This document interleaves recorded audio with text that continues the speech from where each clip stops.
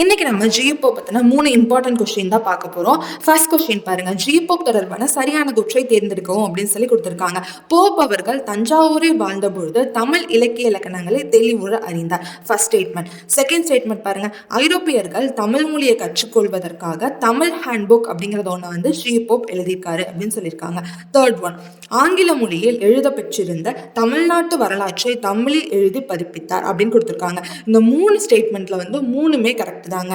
Pope வந்து தஞ்சாவூர்ல வாழ்ந்தபோது தமிழ் இலக்கிய இலக்கணங்களையும் கற்றிருந்திருப்பாரு. ஐரோப்பியர்களுக்காக அவங்க வந்து தமிழ் கத்துக்கணும் அப்படிங்கிறதுக்காக தமிழ் ஹேண்ட்புக் அப்படிங்கறது ஒன்று எழுதியிருப்பாரு. ஆங்கில மொழியில இருந்த தமிழ்நாட்டு வரலாற்றை வந்து தமிழ்ல வந்து எழுதி பதிப்பித்திருப்பார். ஸோ இதுக்கான கரெக்டான ஆன்சர் வந்து டி ஆப்ஷன் தாங்க. 1, 2, 3 மூணுமே கரெக்ட் தான். நெக்ஸ்ட் கொஸ்டின் பாருங்க. ஜிபோப் தொடர்பான சரியான கூற்றை தேர்ந்தெடுக்க அப்படின்னு சொல்லியிருக்காங்க. ஜிபோப் வந்து 1819 ஆண்டில் தென்னிந்தியாவிற்கு வந்தடைந்தார் அப்படின்னு ஃபர்ஸ்ட் ஸ்டேட்மெண்ட் கொடுத்திருக்காங்க. செகண்ட் பாருங்க. போப் வந்து சாந்தோம் என்னும் இடத்தில் முதலாக தமிழ் உரையை படித்து சொற்பொழிவாற்றியிருப்பார் அப்படின்னு கொடுத்திருப்பாங்க.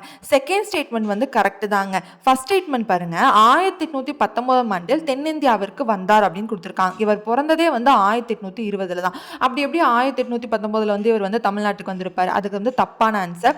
ஸோ வந்து 19வது வயதுல தான் வந்து இவர் வந்து தமிழ்நாட்டுக்கு வந்திருப்பாரு. கரெக்டா? அப்படின்னா 1839வது வருஷத்துல தான் இவர் வந்து தமிழ்நாட்டுக்கு வந்திருப்பாரு.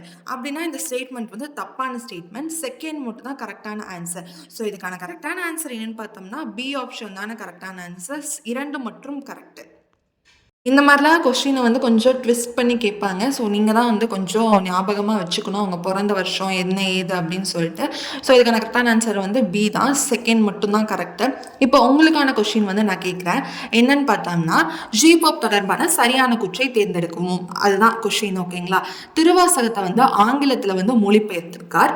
First statement. திருக்குறளை வந்து 40 ஆண்டுகள் வந்து படித்து சுவைத்திருக்கார். இது வந்து பிஓஏக்யூ கொஸ்டினுங்க. ரொம்ப இம்பார்ட்டன்டான கொஸ்டின். திருக்குறளை 1886ஆம் ஆண்டு ஆங்கிலத்தில் மொழிபெயர்த்து வெளியிட்டுள்ளார். ஸோ இதுக்கான ஆப்ஷன் பாருங்க. 1 மட்டும் கரெக்ட், 1 மற்றும் 2 கரெக்ட், 1 மற்றும் 3 கரெக்ட், 1, 2, 3 மூன்றுமே கரெக்ட். இதுக்கான கரெக்டான ஆன்சர் வந்து கமெண்ட் பண்ணுங்க. இந்த மாதிரியான பிஓக்கு உங்களுக்கு வேணும்னா என்னோட சேனலை வந்து சப்ஸ்கிரைப் பண்ணுங்க. Thank you so much. Bye bye.